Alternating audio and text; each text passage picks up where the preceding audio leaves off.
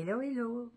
On est presque à la fin 2022 et il me tenait vraiment à cœur de vous faire un petit coucou, sans doute la dernière avant fin 2022.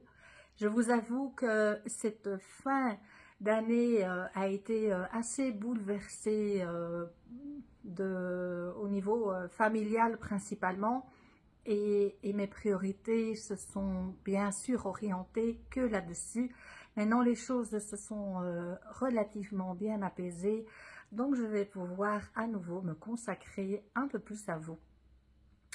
J'ai remarqué en allant un peu voyager sur les analyses statistiques de ma chaîne que nous étions 5700, en tout cas vous êtes 5700 abonnés.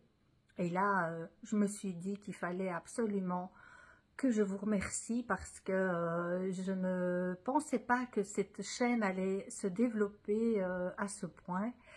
Et je vous promets que pour 2023, c'est un challenge encore que je me suis fixé, c'est d'être plus régulière et plus rigoureuse. Parce que j'ai l'impression que si je fais un peu le point, cette année 2022, j'ai mis en place pas mal de choses et quand on fait trop de choses, eh bien, on se disperse. Mais je pense que ça fait partie de ma personnalité aussi, donc voilà. Je voulais aussi vous partager un petit truc, c'est que en cette fin d'année, il est intéressant de faire un peu le point sur son année qui vient de passer, et aussi de faire le point sur l'année que vous souhaitez avoir. Et tout ça, vous pouvez vous le faire pour vous personnellement, bien sûr. Et ce que vous pouvez commencer par faire, c'est aussi faire un peu un nettoyage d'hiver de votre atelier.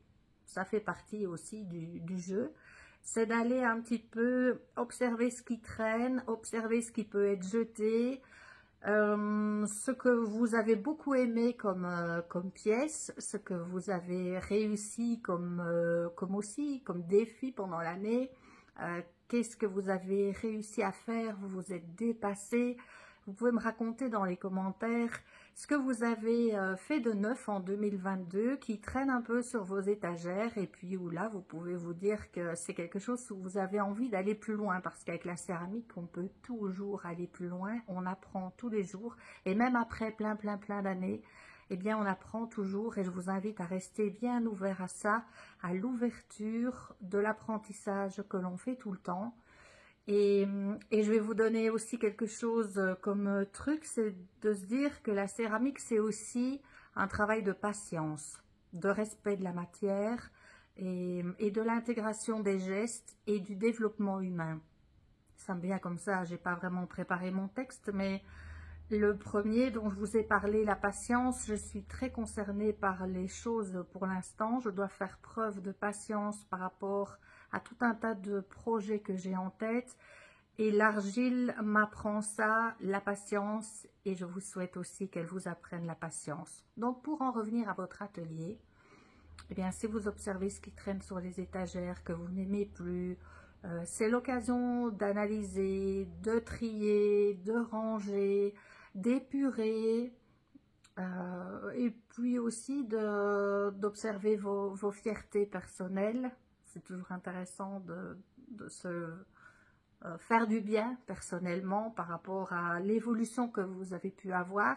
Si vous avez stagné, eh ben c'est pas grave.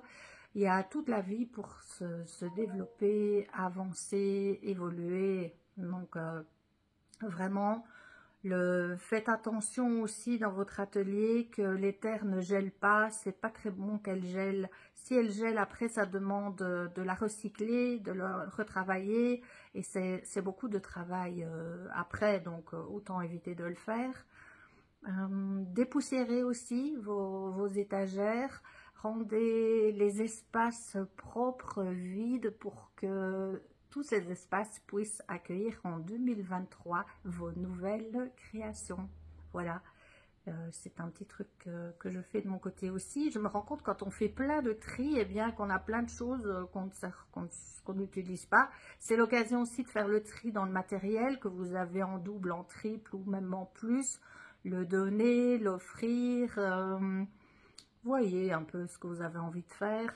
Il ne sert à rien d'en avoir 50 000 de matériel. Il faut vraiment commencer avec un peu de matériel et puis développer au fur et à mesure de votre expérience et de votre pratique. Voilà. Pour ceux qui arrivent là sur cette vidéo, je suis Anne du magasin aux couleurs d'argile ici en Belgique. Nous avons un site de matériel pour les potiers, les céramistes et nous envoyons vraiment de plus en plus partout. Si vous allez sur le site auxcouleursdargile.be, vous allez cliquer sur le mot livraison et vous trouvez les frais de port et vous trouvez également les pays dans lesquels nous expédions les choses.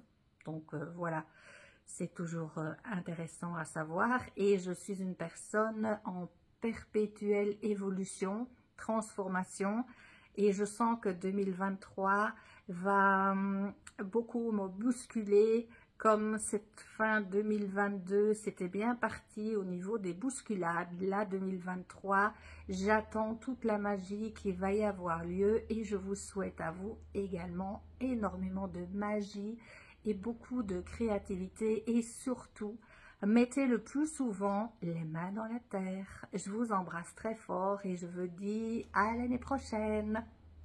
Bye!